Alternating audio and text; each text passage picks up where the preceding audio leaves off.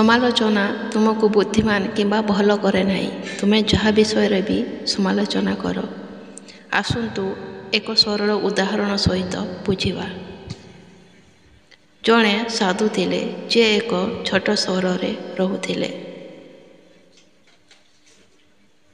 ଦିନେ ନିକଟସ୍ଥ ଗାଁର ଜଣେ ବ୍ୟକ୍ତି ସାଧୁଙ୍କ ଠାରୁ ପରାମର୍ଶ ଲୋଡ଼ିଲେ।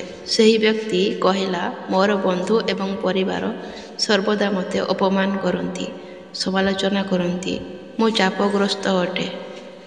ପୁରା ପୃଥିବୀ ମୋ ବିରୁଦ୍ଧରେ ଥିଲା ପରି ମୋତେ ଲାଗୁଛି। ଦୟାକରି ଏକ ସମାଧାନ ଦିଅନ୍ତୁ। ସାଧୁ କହିଲେ, 1 ମିନିଟ୍ ଅପେକ୍ଷା କର ପୁଅ। ଏବଂ ସେ ନିଷ୍ପତ୍ତି ନେଇ ନଦୀ କୂଳକୁ ଗଲେ ଏବଂ ପାଣି ପିଇବା ପରେ ପଥର ଉପରେ ମୁଣ୍ଡ ରଖି ଶୋଇପଡ଼ିଲେ।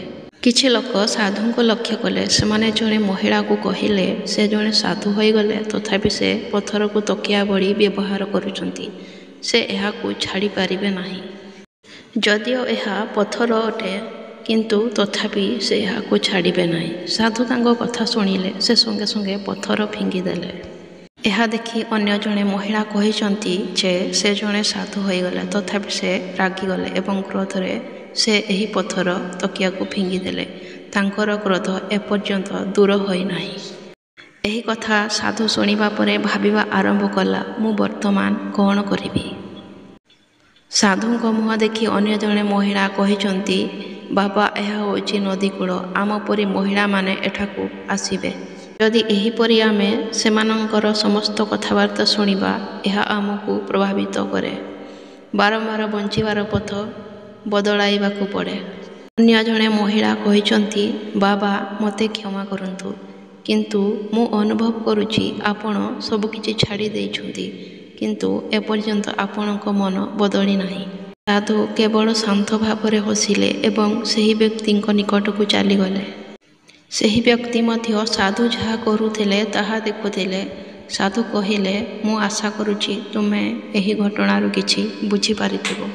କେବଳ ଗୋଟିଏ କଥା ମନେ ରଖ, ଯଦି ଦୁନିଆ ତୁମକୁ କପଟୀ ବୋଲି କହିଥାଏ, ତେବେ ସେମାନେ କୁହନ୍ତୁ, ତୁମେ ଈଶ୍ୱରଙ୍କ ନାମ ଜପ କରି ଚାଲ। କାରଣ ଦୁନିଆ ଏହିପରି ଅଟେ। ଯଦି ତୁମେ ଉପରକୁ ଚାହିଁ ଚାଲିବ, ସେମାନେ କହିବେ ତୁମେ ଅହଙ୍କାରୀ। ଯଦି ତୁମେ ତଳକୁ ଚାହିଁ ଚାଲିବ, ସେମାନେ କହିବେ ତୁମେ କେୟାରଲେସ୍।